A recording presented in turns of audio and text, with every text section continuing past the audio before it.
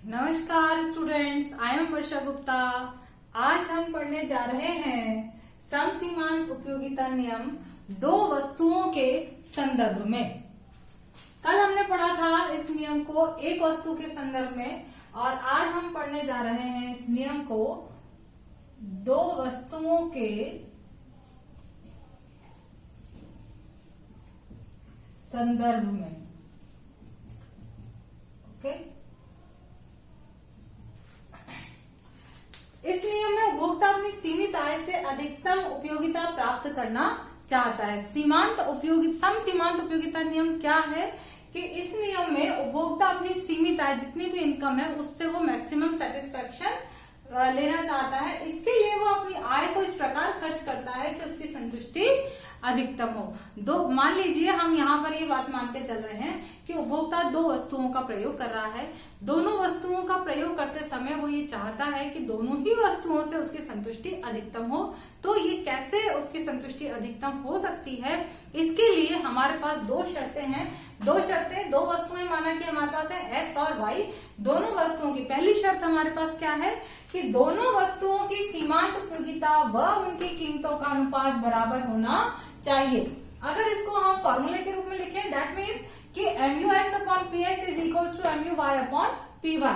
देखिए, X वस्तु की सीमांत उपयोगिता और उसकी कीमत का अनुपात, Y वस्तु की सीमांत उपयोगिता और उसकी कीमत का अनुपात दोनों बराबर होने चाहिए, तब कंज्यूमर को अधिकतम संतुष्टि मिलेगी।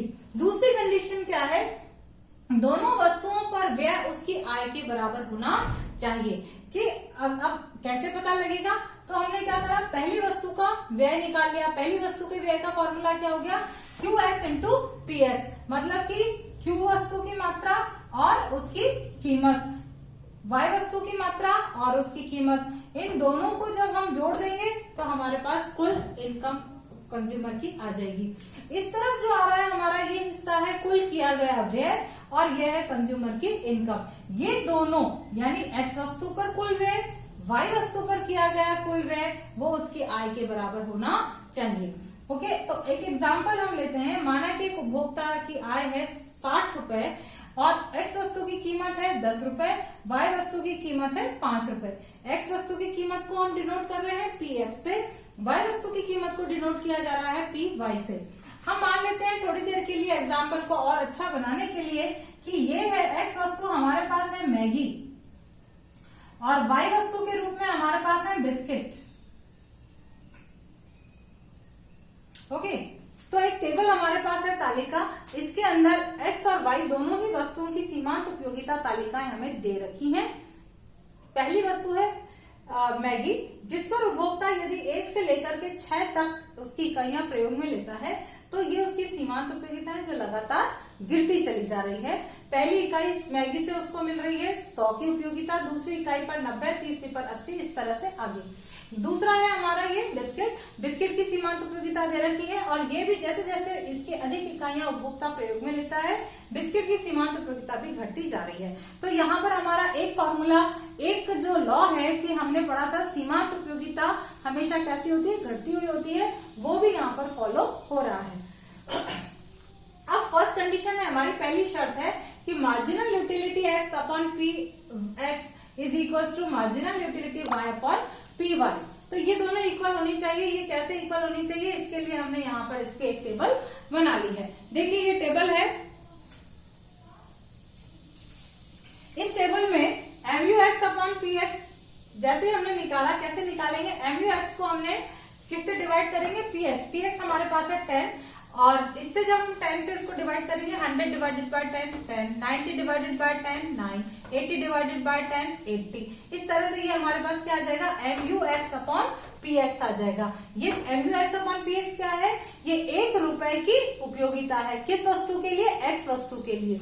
अब हम Y वस्तु के लिए 1 रुपए की उपयोगिता निकालेंगे तो MUY अपॉन PY आ जाएगा। MUY अपॉन PY, यहाँ PY की कीमत कितनी, PY कितना है, 5 रुपए है। तो 5 रुपए को हमने किससे डिवाइड किया, MUY से, यानी 35 अपॉन 5 7, 30 अपॉन 5 6, 25 अपॉन 5 5, 20 अपॉन 5 4। इस पूरी सीमांत उपयोगिता को हम उसकी कीमत से भाग देंगे तो हमारे पास MUY/PY आ जाएगा। अब फर्स्ट कंडीशन हमारी क्या कह रही है कि उपभोक्ता का संतुलन उस बिंदु पर होगा जहां ये दोनों बराबर हैं। तो हमारे पास केवल 3 कंडीशन है जहां पर दोनों बराबर हैं। यहाँ भी 7 है, यहाँ भी 7 है, यहाँ भी 6 है, यहाँ भी 6 है, यहाँ भी 5 है, यहाँ भी 5 है, यानी 7 7 6 6 5 5 पर ये दोनों बराबर है। अब हमें क्या करना है, ये हम भी कह सकते हैं कि ये 3 कंडीशन हमारे पास है जहां उपभोक्ता संतुलन की स्थिति में है। दूसरी जो कंडीशन है हमारी कि दोनों वस्तुओं पर व्यय उसकी आय के बराबर होना चाहिए। ये कैसे बराबर होगा, इसके लिए भी हम इसको फुलफिल करने की कोशिश करते हैं कि इन 3 में से ऐसा पॉइंट कौन सा है जिस पर सेकंड कंडीशन भी अप्लाई हो रही है। तो फर्स्ट कंडीशन देखिए, आज 7 7 पर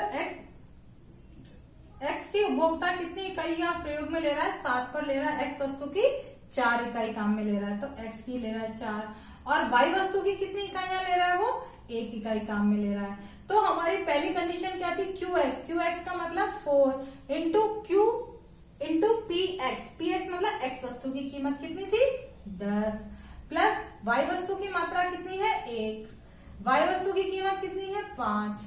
तो उपभोक्ता ने इस कंडीशन में कितने रुपए खर्च किए, 45 रुपए, जबकि उसके पास इनकम कितनी थी 60। ये दोनों बराबर नहीं है, इसलिए क्या करना पड़ेगा, यानी उपभोक्ता यहाँ पर संतुलन प्राप्त नहीं करेगा।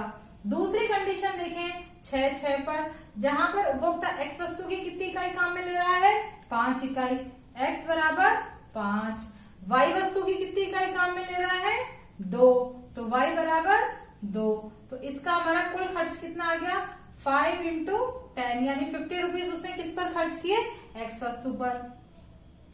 वाई वस्तु पर कितने करें 2 इंटू 5, यानी 10 रुपीज, तो 50 प्लस 10 कितना हो गया 60, और उसकी इनकम कितनी थी 60, यानी उपभोक्ता का जो संतुलन है वो इस बिंदु पर स्थापित होगा।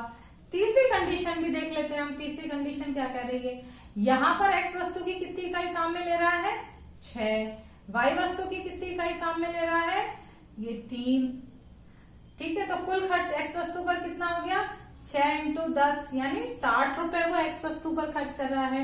वाई वस्तु पर कितने कर रहा है 3 इंटू 5, यानी हो गया 75।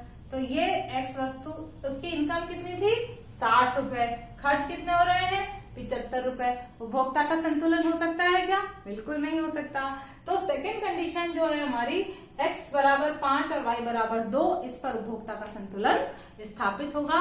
ये था हमारे दो वस्तुओं के संदर्भ में सम सीमांत उपयोगिता नियम। इस नियम के 2 और भी दूसरे नाम हैं, वो है पहला प्रतिस्थापन का नियम भी इसे कहा जाता है, या गोसेन का दूसरा नियम भी इसे कहा जाता है। आज के वीडियो में इतना ही। Thank you and have a nice day.